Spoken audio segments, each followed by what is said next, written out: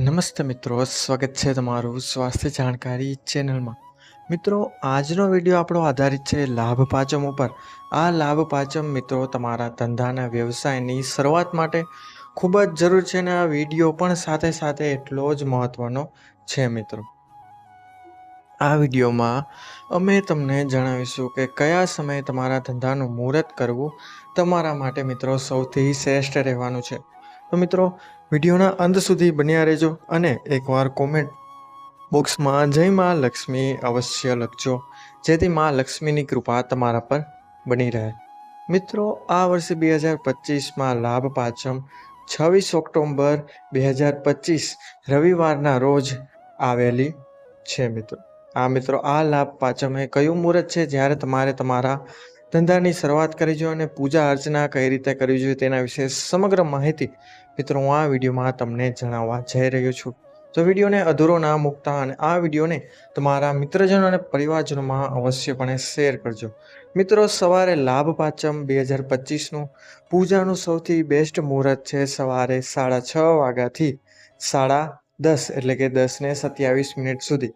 મિત્રો, આ સમયગાળા વચ્ચે જો તમે તમારા ધંધાનું મુહૂર્ત કરો છો તો મિત્રો તમારા આખું વર્ષ ધંધામાં સારો એવો નફો જણાઈ શકે છે તથા ઘણા એવા આર્થિક લાભ પણ મળી શકે છે.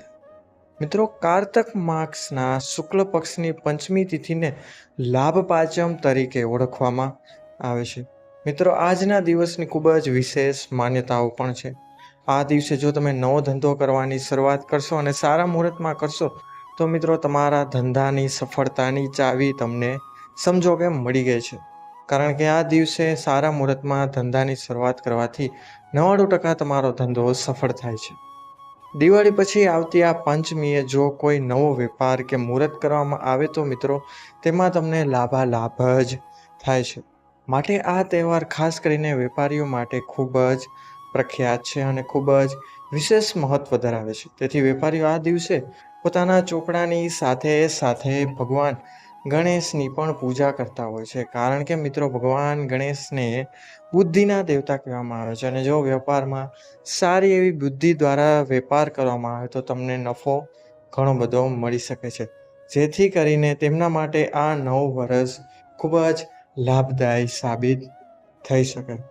તો મિત્રો, આ વિડીયોમાં જણાવીશું કે કયું મુહૂર્ત, કઈ પૂજા અને કઈ પદ્ધતિથી કરવાથી તમે આર્થિક લાભ મેળવી શકો છો. અને જો તમે પણ ઈચ્છતા હોય કે તમારા માટે તમારો વ્યવસાય કે આવનારો સમય તમારા માટે ખૂબ જ શુભ બને, ખૂબ જ સારો એવો થાય તો મિત્રો લાભ પાંચમના દિવસે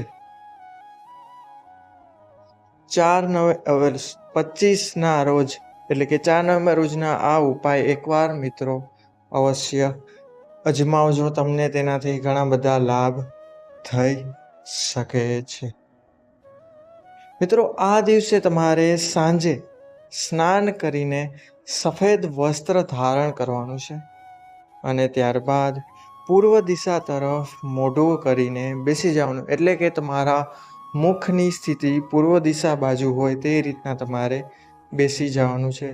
સામે લાકડીના પાટલા પર મિત્રો તમારે સફેદ કપડું પાથરવાનું છે અને તેના પર મિત્રો તમારે ચોખા દ્વારા આંકડાના ખાસ કરીને મિત્રો તમારે ગણપતિની સ્થાપના કરવાની છે. ચોખા દ્વારા મિત્રો તમારે ગણપતિ એટલે કે ભગવાન ગણેશની મૂર્તિ બનાવવાની છે અથવા તો તેમની ચિત્ર બનાવવાનું છે. ત્યારબાદ તમારે મિત્રો ગણપતિજીને કંકુ ચોખા અને વસ્ત્ર એટલે કે સુતરાઉ કાપડ ચઢાવી તેમની પૂજા કરવાની છે અને તેમને ધૂપ અને દીવાબત્તી અવશ્ય કરવાના છે. ત્યારબાદ મિત્રો તમારે ગણપતિજીને સિંદૂર ચડાવવાનો છે અને તેમને સમગ્ર સિંદૂરથી રસી દેવાના છે. ત્યારબાદ મૂંગાની માળાથી નીચે બતાવેલ મંત્રને 5 માળાનો તમારે મિત્રો એક ધારો જાપ કરવાનો છે. જાપ કરવામાં મિત્રો તમારે તમારું મન ફક્ત ને ફક્ત મંત્રમાં જ રાખવાનું છે અને પૂજામાં જ તમારું મન સમગ્રપણે અર્પિત કરી દેવાનું છે. તમારું ધ્યાન સમગ્ર તેમાં પૂજામાં જ હોવું જોઈએ, અન્યથા તેનો કોઈ પણ લાભ તમને થશે નહીં.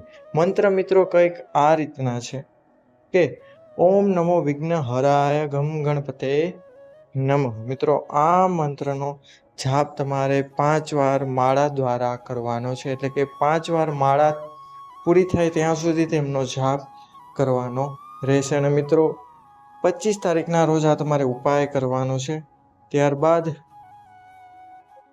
આકડા દ્વારા બનેલ શ્વેતકર્ણ ગણપતિ અને મૂંગાની માળાને લાલ કપડામાં બાંધીને ગણપતિના મંદિરમાં જઈને તેમના ચરણોમાં મિત્રો તમારે અર્પણ કરી દેવાનું છે.